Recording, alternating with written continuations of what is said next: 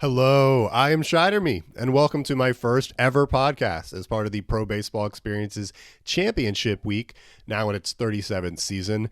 In this podcast, I'm going to go over my picks for the end of the year awards for the minor league specifically. To give you an idea of when I'm recording this, the conference finals just ended. The minor league World Series is going to be the Ranas versus the Flamingos, and I guess that doesn't really matter since the end of the year awards are based on regular season performance, but that's just a glimpse into my life and what I'm doing at this moment. So let's jump in. In the minor league, I put a good bit of time in investigating individual defensive performances. I feel pretty confident that I made good, reasonable choices, but I'm only going to quickly list off my picks here, as I already wrote an article on these picks and defended them in depth, which you can find in the written media section of the forum if you'd like more information. So, Gold Gloves in the minor league. For catcher, Skylar Strobel Jr. of the Ranas. At first base, Dennis Maltoidman of the Bears. At second base, Shia Miss of the Hepcats, who, by the way, had an incredible defensive season. I don't know if you know this, but he set the single season record for the minor league in both zone rating and defensive efficiency this year. So an incredible historic season there. At third base, I went Royales Gratis, also of the Hepcats. At shortstop, it was a incredibly close pick, and there were two more historic seasons. I ended up picking Randy Fast Track of the Kingpins, but James Dion and he had the second and third best seasons according to zone rating of any shortstop in minor league history. So three incredible defensive performances this season, and unfortunately two of them happened to be at the same position, and one of these players is not going to get a Gold Glove, and I think that's completely tragic.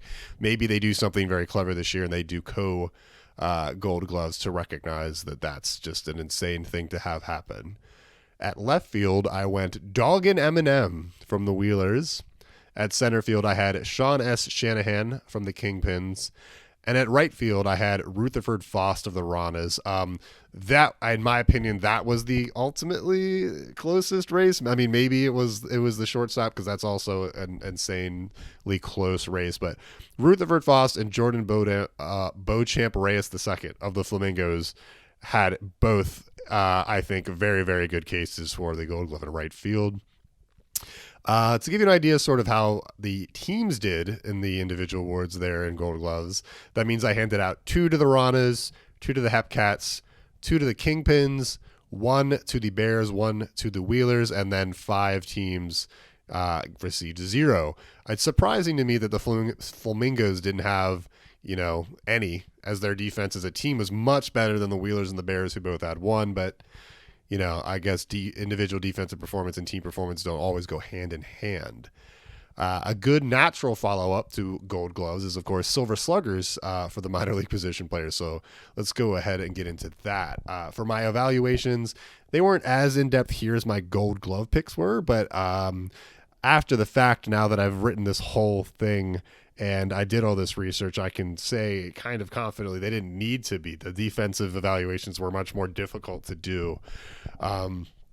I used weighted runs created plus to sort of identify the strong candidates for the award at each position, who led at each position in WRC plus. And then I further, got in there and investigated and compared if it was warranted. I would consider other factors. So with that in mind, here we go. For catcher, I picked Zodiac Blue Sky. He led all the minor league catchers in WRC Plus at 140. There were a few others in the 120s, and Dusty Wilson even managed a WRC Plus of 124 with 49 more at-bats than Blue Sky, so he would get my vote for second place. But Blue Sky had about the same batting average. His on-base percentage was almost 30 points higher. His slugging was almost 20 points higher than Wilson's. I also want to give a shout out to Banana Boom, who had 25 home runs this season at catcher. That's only one less than both Dusty Wilson and Zodiac Blue Sky combined. And Banana Boom also had a WRC plus of over 120. So, those three are probably the strongest batters at that position this year. For first base, I went Eric Belmont. He also, of course, led all first basemen in WRC plus of 146. That's going to be a pattern here, guys. Florida's Murphy O'Houlihan was in the running. They had similar averages. Belmont had the better on base and slugging. It was very similar to the catcher situation I just talked about. Belmont and O'Houlihan had pretty similar at bats. They had similar run and RBI totals. The difference here is really just the triple slash. Belmont had the better rate stats. At second base, I think this was the first close race by WRC Plus. The best hitter here was Branville Ostman, and the gap between him and second is enough that normally I would call it significant. We're talking 147 for Ostman down to 132 for Brew City's Jordan Gonzalez is the second place in that metric. But I'd like you to listen to the whole story. Gonzalez had 6 more walks, 7 more hits, and only 19 more at-bats. The averages are similar. The OBPs are similar. A slight nod to Gonzalez, actually. The reason the WRC Plus formula likes Ostman so much is that even though he only had 1 more extra base hit, a way bigger percentage of the extra base hits were home runs. Ostman had 25 home runs. Gonzalez had 10. He led Gonzalez in slugging by 76 points. Which is, that normally would be very significant and should be, I wouldn't say a no-brainer, but that is significant. But an argument for Gonzalez can still be made. First, Ostman, he played 8 games less at second base. He spent some time in center field. I'm not going to punish him for that in my vote, but some voters might say he wasn't at second base for all of these hits, for all of this production. And even if you don't hold that against him, Gonzalez finished with more hits, more walks, more runs scored, a slightly higher on-base percentage than Ostman. Some people could include base running when they consider this award. I don't personally, but if you're looking at sort of the complete offensive package, Gonzalez stole almost 50 more bases than Ostman. So some people might value on-base percentage a lot more than slugging. You don't have to take the WRC Plus formula at face value if you don't want to. And those are some of the arguments for why Gonzalez, is deserving of this award. But ultimately, my vote still goes to Ostman. At third base, this one is razor thin. WRC Plus identifies 2 candidates for us. Jasper Probencrux had a WRC Plus of 129, Hank Falco 131. My first thought was, okay, we'll take a look at their number of plate appearances. Since WRC Plus is a rate stat, if one of these players had more opportunities than the other and performed at, exactly the same level, then I would argue they were more productive, right? Because if they were performing at the same level, but for a longer period of time over a larger sample, right, then we would expect their numbers to be slightly higher. In the end, they're counting numbers, they're cumulative numbers. But to complicate the matter, Falco had 485 plate appearances. Remember, Falco is the slightly higher by WRC Plus, and Probencrux had 494. So about 1.8% more plate appearances. Is that enough to bring their production to a dead heat? Was there any difference in the first place? It's hard to say. If we take Bill James' runs created metric literally, then Falco, the man with 1.8% less plate appearances, produced 1.7 more runs over the course of the season. The margins here are that close. The clincher for me here was that Falco had the higher value in 2 of the 3 triple slash categories, with the widest difference in slugging on the back of 7 more home runs than Probencrux. Probencrux is your guy here if you prefer his walk totals and his on-base percentage to Falco's home runs and slugging. I would be shocked if anyone could give me a strong argument one way or the other for which of these 2 is more deserving of the vote. Ultimately, I had to make a pick, and I'm going with Falco. At shortstop, this one's a slam dunk. Don't overthink it. He's probably going to be the MVP. He led the league in runs created, and OPS. His WRC Plus of 159 dwarfs any other shortstop's season this year. James Dion gets my vote here, and he gets a little revenge on Randy Fast Track after I ended up giving Randy my vote for Gold Glove, despite a truly historic defensive season from James Dion. I mean, what a 2-way year this guy had. In left field, yet another close race. My candidates here are Zach Johnson Jr. with a 131 WRC Plus and Doggin Eminem with a WRC Plus of 134. I looked at plate appearances, and Eminem had only 6 more, despite their weighted on-base averages being so close together. By the way, WOBA weighted on-base averages is what WRC Plus is based on. Eminem actually had a higher value in all three triple slash categories, which confirms his rate stats were very slightly better than Johnson's, and Johnson doesn't have additional opportunities to make up for it here. Still, if you look at, raw production, Johnson had 5 more home runs. He had 24 more runs scored. There is a reason here to vote for either player, but I'm going to be boring. And for the 6th position race in a row, end up giving it to the guy with the highest WRC plus. In this case, that would be Doggin Eminem. At center field, I went with Michael Ferris Brewer Jr., a 381 batting average, which I believe, I'm going to double check here. Give me a couple seconds here, guys.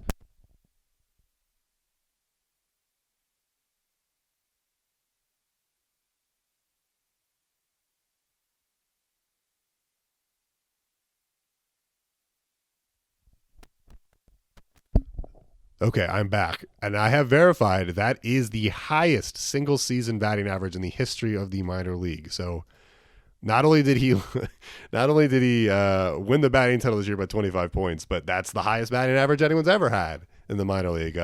His WRC plus was over 140. I mean, it was a hell of a season. Kansas City's Lauren Jackson also had a great season, but had nowhere near enough plate appearances to make up for the disparity in the rate stats here, especially since Brewer Jr. might have led the league in plate appearances. It's tough to say, but when I was doing my research, it was way up there. If you want to go old school, you can make the argument Jackson leads here in home runs. She has 19 to Brewer Jr.'s 9, and RBIs 75 to 52. So no center fielder triple crown for either player here, but the sheer volume of hits and the triple slash values are enough for me to feel comfortable here giving this one to Michael Ferris Brewer Jr. In right field, this one seemed easy to me. It's Jordan Beauchamp Reyes II with a weighted runs created plus of 141, by far the best among right fielders. He played a full season. He had 534 plate appearances, leaving no room for anyone else to close the gap, with slightly inferior rate stats. So Beauchamp Reyes II. I assume we give a Silver Slugger out to designated hitter. So for designated hitter, largely the same story as what I just went over in right field. Mega Blaziken with a WRC plus of 145 this season is just the winner because no other designated hitter can come close. He had 521 plate appearances, so if you can't match his rate stats, you'd have to match him with more volume, and that's impossible to do with 521 plate appearances. The clear winner, in my opinion, is Mega Blaziken. I'll have to try to remember for next year that since almost everyone plays all 108 games, the rate stats are usually enough by themselves as long as you actually trust what they're telling you. I personally do trust WRC plus. It's my preferred offensive metric. The only other thing to consider probably is clutchness, I guess. I mean, 2 players with the same triple slash, therefore the same WOBA, therefore the same WRC plus, could have very different season totals in things like runs and RBIs, depending on how lucky they are with their timing. Because you could get a double with nobody on, but you could get a double with 2 people in scoring position, and ultimately at the end of the year that could make a difference. I do think RBIs matter somewhat, especially if everything else is equal. So maybe that could be a focus for me when looking at these awards again next year, but I feel pretty good about them anyways. So our team totals for the Silver Sluggers this year, my picks for Silver Sluggers this year, would be the Flamingos with 3, Wheelers with 2, Hepcats, Armadillos, Kingpins, and Lemurs with 1 each, and then 4 teams with 0. That totally tracks. I mean, the Flamingos, Hepcats, and Wheelers had the best overall offenses this year, so it makes sense that they all ended up with, the most Silver Sluggers from my picks. MVP, I think it's going to be a short conversation, so although WAR, wins above replacement is imprecise, that doesn't really matter when it says James Dion was worth 3.5 more wins than any other player in the minor league this year. He would be on the short list of players in the running for a platinum glove if we gave one out on defense. And he led the league in OPS, and he led the league in WRC. He set a new record for single season wins above replacement this year. The most in MiLPBE history.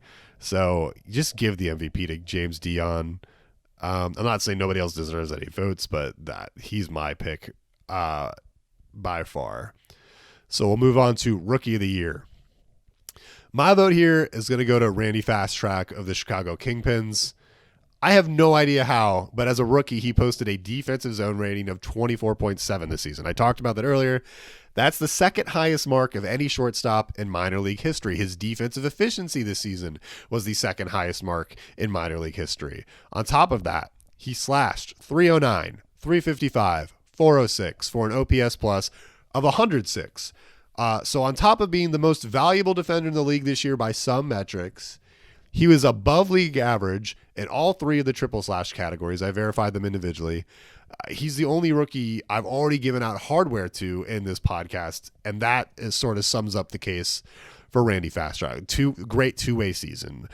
Heavier on the defense for sure, but still a very good, productive season inside the batter's box. I also considered Jolene My Dog, which is one of Chicago's starting pitchers. I mean, dang, Chicago got lucky with their rookies this year. My Dog maintained an ERA plus of 140 over 154 innings, which is tied for the fourth most innings in the league this year.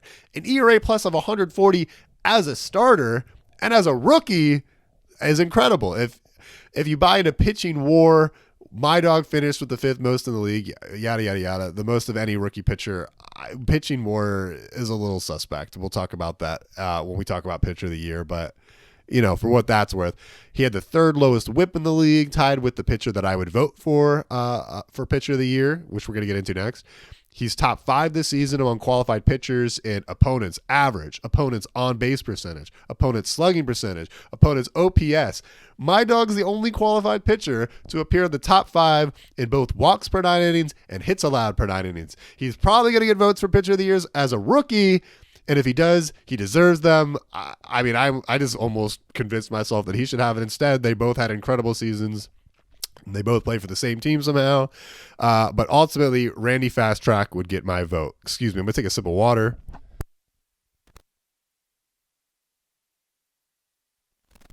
Oh, man, I've never done a podcast before. I am already 17 minutes in. No one is going to listen to this. Okay. Pitcher of the year now. So if it's going to be a starter, it's probably going to be Chicago's Chuck DeBall. He led the league in innings pitched. He was second in ERA and ERA plus among all starters. But he threw almost 30 more innings than Trey Taylor, the only starter with a lower ERA. And Taylor's, his ERA was 2.92 to DeBall's 2.98. So they were almost the same. I would definitely rather take the extra 30 innings at the almost identical rate of run prevention. And that's why DeBall gets the nod and just pure run prevention there. DeBall's pitching war leads the league, but it's not by a wide enough margin to brook no arguments. Accept You're Welcome managed to lead the league in strikeouts and strikeout to walk ratio while racking up enough WAR to be within, one win above replacement of DeBall. Despite all those strikeouts, though, DeBall still had the lower whip, which was fourth best among all qualified pitchers.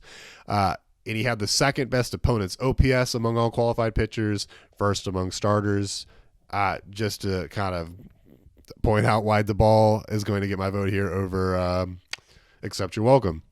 Ryan Stryker Jr., another starter, had an incredible season in walks and plus hits per inning pitched, and his opponent's triple slash. On the back of a 2.33 BABIP, meaning batting average on balls in play. So it kind of shows he gets lucky there. He held the opponent's batting average to just 217, right? But his fielding independent pitching numbers were just league average.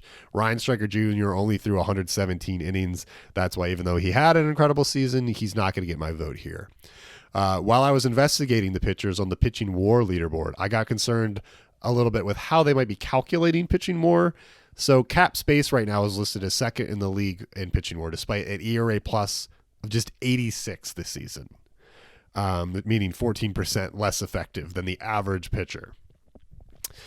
His fielding independent pitching was very good.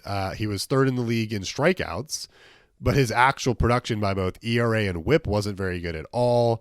Opponent's BABIP was 347, which means, he was unlucky, sure. But I just can't make the leap from the whip and the ERA numbers that I'm looking at to one of the best pitchers in the league according to wins above replacement. I wanted to bring that up in case anyone with an actual vote is listening and thinks they can just pull up the WAR leaderboard and go from there when they're voting on pitcher of the year. Please don't do that. To the best of my knowledge, no qualified pitchers set any new season pitching records this year, which is another thing to consider for this award. And while Amarillo's Ikea Blahaj now holds all-time marks in innings pitched, strikeouts, hits allowed per 9 innings, and opponent's batting average, I don't think the Pitcher of the Year award was meant to be given as a lifetime achievement award for a bot, no matter how impressive. But by the way, holy cow, what a career, Blahaj. I may regret this later, but without anyone setting a new season pitching record, I'm not really going to take that close of a look at the relievers this year. In my mind, it takes something truly special for a reliever to be awarded Pitcher of the Year, like something like qualifying with the lowest whip in league history or something like that. I did see 2 relievers with ERAs which were down under the current record, but neither one of them came particularly close to the 1 inning per team game played that it would take to qualify as a pitcher. So if a reliever that isn't a bot did come close to qualifying and did come close to breaking a season record in like strikeout rate or whip or something, I apologize, but this podcast has to eventually be published. And at the time that I was writing the script for this, I was already several hours into research at this point, so I didn't go that far into the reliever rabbit hole. So just to remind you then, my pick for Pitcher of the Year, Chuck DeBall. And last, GM of the Year. To be honest, I feel a little ridiculous trying to pick a GM of the Year. Almost everything they do is behind the scenes. I mean, the best GM's probably the one that makes the PBE experience the most fun for the players on that roster. This is talking about minor league GMs, so please don't take my pick too seriously. From what I can tell, the biggest differences between last year's standings and this year is that the Ranas, Flamingos, Hepcats all picked up 6 or more games in the standings. The Hepcats and the Flamingos both won their division after finishing in second place last year. The Flamingos won 6 more games than their expected wins total last year, if you go by their Pythagorean expected record last year. And the Hepcats managed to improve by 3 wins from their expectations last year. For what that's worth, I realize how incredibly lazy and probably missing the point this pick is, but I am therefore going to give my vote to the GM of the Florida Flamingos. I do want to remind anyone listening, Chicago drafted 2 players who, in my kind of pick, both placed top 2 in Rookie of the Year vote, and that's crazy impressive for GM to do, so I just wanted to point that out. But that's going to wrap up my first ever podcast. If anyone listened to it, I would love some feedback, even if it's just, I listened to you and it was pretty good. So thank you and goodbye.